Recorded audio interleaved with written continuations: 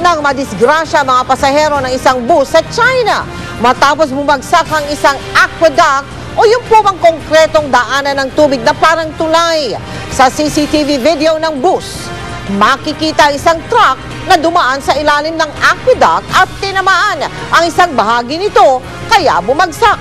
Mabuti na lang at agad na nakapreno ang bus driver kaya hindi tinamaan ng konkreto ang bus. Sa CCTV shot naman sa loob ng bus, kitang-kita ang gulat at nervyos ng mga pasahero.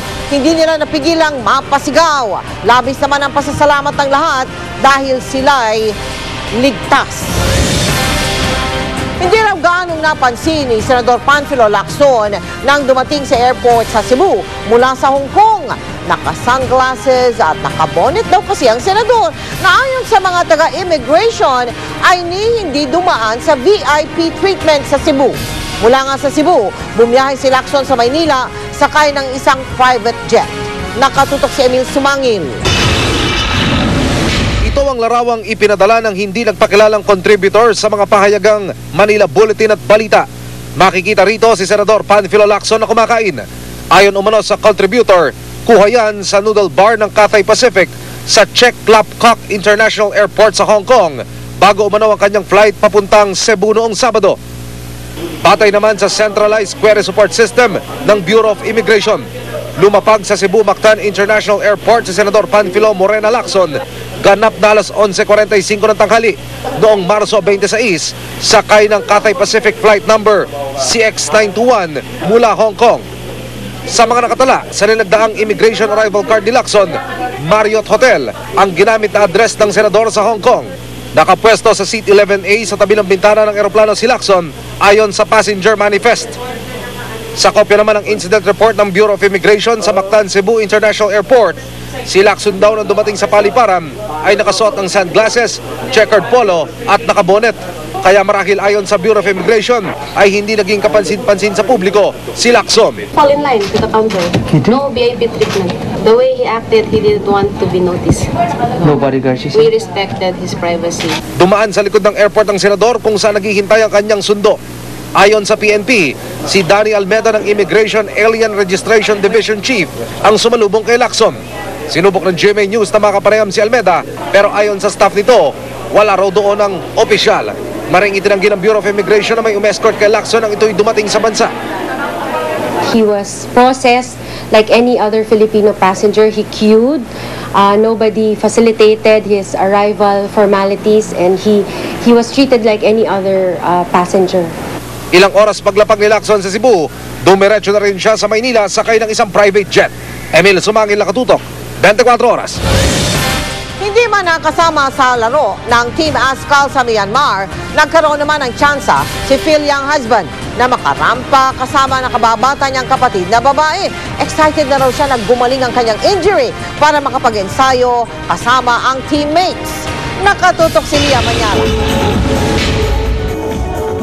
Sa tindig at lakad, hindi mo akalaing mga bata lang ang rumarampang ito sa catwalk.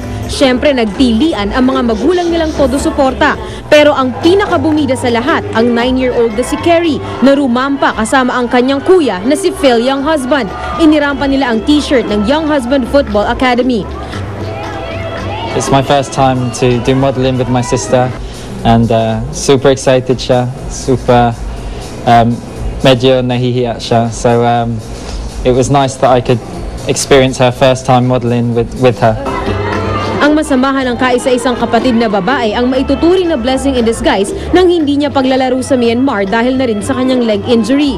Pero hindi na rin makapaghintay si Phil na gumaling sa injury at makapag-ensayo na kasama ang Team Askals. Ang paghahandaan naman kasi nila ngayon ang qualifying games ng Football World Cup.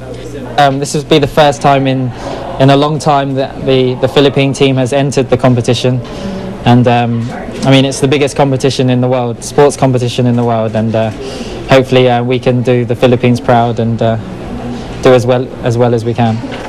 Sa ngayon, ang football career niya ang prioridad ni Phil. Lia Manyalak, nakatutok, 24 oras.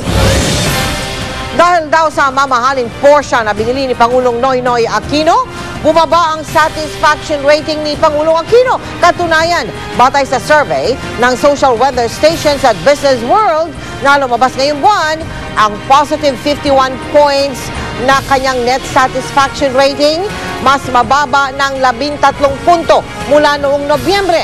At isa nga sa mga itinuturong dahilan ay ang mamahaling sports car na binili ng Pangulo na para sa 48% o halos kalahati ay hindi magandang ehemplo para sa isang leader ng bansa.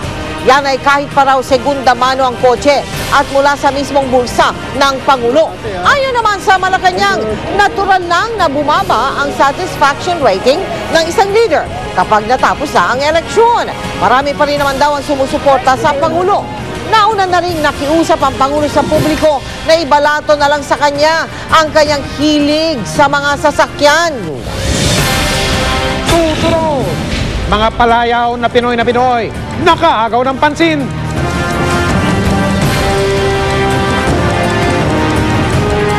Ang ating pambansang kamaong Manny Pacquiao nag-ensayo pa rin kahit masama ang pakiramdam. Mapapanood natin sa pagpapatuloy ng 24 oras.